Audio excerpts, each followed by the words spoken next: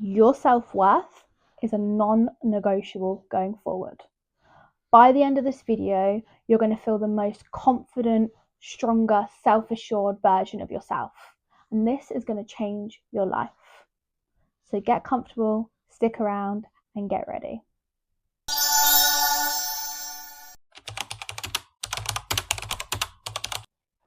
And why is this going to change your life? Because I too have been guilty of abandoning myself before in relationships. I've not spoken up to keep the peace. I thought that my needs were too much. I thought that not being okay with the bare minimum was too high standard. Well, I'm here to tell you that this video is going to tell you and show you that you've never been asking too much. We're going to break down the signs of low self-worth, the tips on how to build your self-worth, and why it's important to break that pattern and realize you've never been asking too much. You've just been asking the wrong person, and that's okay. So let's get into the signs. Sign number 1, you don't feel valuable.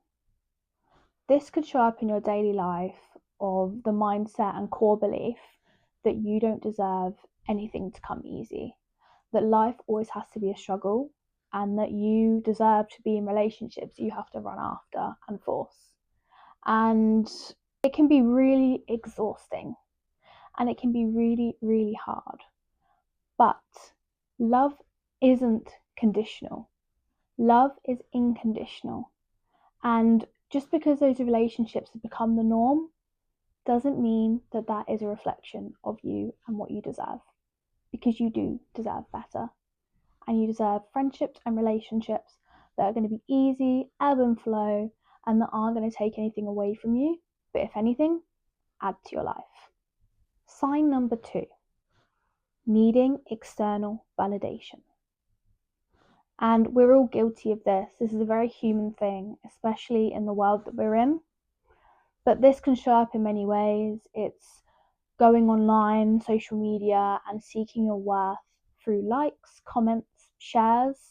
I know as an early creator, you can get wrapped up in that, but it's not good for you. And it's about recognizing that and trying to change your mindset and moving away from it when you notice you're going into it. It could be seeking validation from relationships, from people, to make you feel good, make you feel seen, and make you feel like you're worthy, rather than knowing by just existing you are worth everything. It can be especially people that are born in the 1995, 2000s, lived in that era. It can be body image, because we all know there's such unrealistic body image standards around. So that can be really hard. So when you don't look like this person, you feel less, or you feel like you should look like this person. But you need to try and learn how to be happy within who you are, your own body. Realize how much it does for you. And if there's areas you want to change, you want to be healthier, go for it. But just because this person in a magazine looks a certain type of way, this person on Instagram looks a certain type of way, that is something that's hard not to compare to. But remember that you are beautiful and wonderful and amazing just the way you are. Sign number 3, wanting a healthy relationship but settling for less than you deserve. And I'll be real, when I was looking into this and putting this all together, I had to sit down and call out myself, because I have done this plenty of times. So it's okay if you're doing this too, or you're noticing this for the first time, but it's also a hard thing to realize when we've got such toxic dating culture around us, where you see movies and they have such unrealistic standards, and you're just like, what is a healthy relationship supposed to be? And it's a very human feeling to want to feel desired, want to feel seen, want to feel connected to someone. It's so human. Because as humans, we're not designed to be on our own. We're designed to be with people and in connections. So it's really easy to fall into those patterns. And you'll get it at times where a beautiful, amazing person, inside and out, I've seen it. And, the reason I bring this topic up is because I had this conversation with a friend the other day, and they're such a lovely, outgoing, amazing person, but unfortunately, you don't see these things at the time. And it could be that you really value communication, consistency, honesty, and commitment. And because they're giving you attention and time and what you feel like you deserve, you go, that's enough, isn't it? No, babes, it's not. Because you wouldn't desire these things if you weren't supposed to get them. Because you do deserve a loving, healthy relationship where you don't have to chase after someone, where it's easy, it's free, it's not all this headache. And obviously, Vogue has said it's embarrassing to have a boyfriend. But how about we change that and make it embarrassing to accept toxic dating dynamics and cultures? Because let's be real, it's all of us. We all do it. It's not tied to a specific gender or person. We are all as bad as each other. And sadly, by accepting these dynamics and standards, you're doing yourself a disservice because you don't deserve a mediocre mark. Nothing against marks, by the way, it just rhymed really well. You deserve to have someone that is going to meet you halfway, make you feel good. You deserve friendships that are two-way street, that aren't one-sided, and don't make you feel drained or like you have to chase after anything or prove yourself. You deserve to feel at peace. So let this be your sign that you deserve to have happy, healthy relationships. And going forward, I hope that you choose you and choose yourself.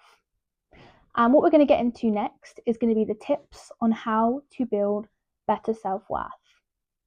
So, tip number 1, building your self-concept. So by this, I mean going into your mind, thinking about what really brings you joy in life, what makes you kind of feel that extra little bit of spark and happiness and joy. I realise that filming content, speaking to you guys brings me a lot of joy and energy and a buzz.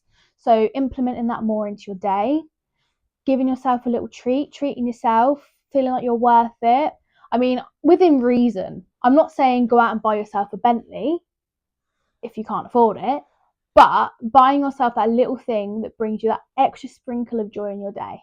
That could be you really fancy a little coffee. So you're like, you know what? I deserve a coffee. And what that's doing is, although it's a small little task, it's building in your mind that you deserve the good, positive things in life. And you'll notice that over time, you'll go, I deserve this, I deserve that. And it gets on a grander scale. So that's a really good thing that I've done that's really helped me realize that I deserve to treat myself. Like the phrase, treat yourself. Tip number 2, learning to validate yourself. And it's extremely hard with this day and age with social media, the ways of the world, where they say, by this age, you should have a kid, you need to get married, you need to buy a house. You can't help but listen to that and tie your worth to that. So it's extremely hard to not seek that validation when that doesn't happen. You think you're a failure, you're doing something wrong, when in fact that isn't the case. That's just the standard that we've been blueprinted. But you're on your own journey. It's about knowing what it is in your life that you need, knowing what it is in your life that is going to make you happy in the long run, and living like that for you and not anybody else. Because anyone in this world is living for themselves. You are living for yourself. So do what you need to do to benefit and make yourself happy, because that's exactly what everyone else is doing. And don't worry if it doesn't line up with what everyone else is doing, because it makes sense to you, and that is all that matters. So learning to validate yourself is a very hard thing to do, but it's definitely essential to help you feel more confident and happy in your own life.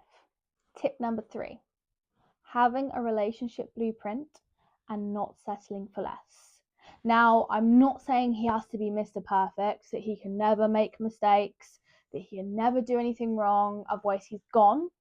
What I'm saying is it's the person that makes a mistake and corrects that behavior, and you notice that doesn't happen going forward and they take accountability, versus catching a pattern early on, like someone being inconsistent, hot and cold, not giving you time and attention, not showing up for you, especially if you need someone that's going to be consistent, honest, truthful, transparent.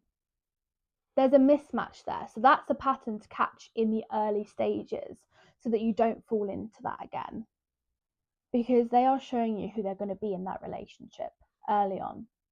So it's important that you catch it and notice what it is they're doing and how they're showing up for you. Because, my darling, you deserve the world. You really do. And I don't care if he's Joe Jonas. Bless him, he can't parallel park, can he? But I don't care if he's Joe Jonas. Like Shania Twain says, that don't impress me much. If he's not showing up for an amazing person like you, he's not the one, boo-boo. He's not the one. We're making this dating culture currently embarrassing. Embarrassing. No, we're not having it, babes. We're not having it. The Queen Pyre is not settling for this. Okay, so if this video resonated with you, then I would love if you could like and subscribe and comment. My worth is a non-negotiable. And I hope you have a lovely rest of your day and a week as beautiful as you. Ciao for now, Bellas.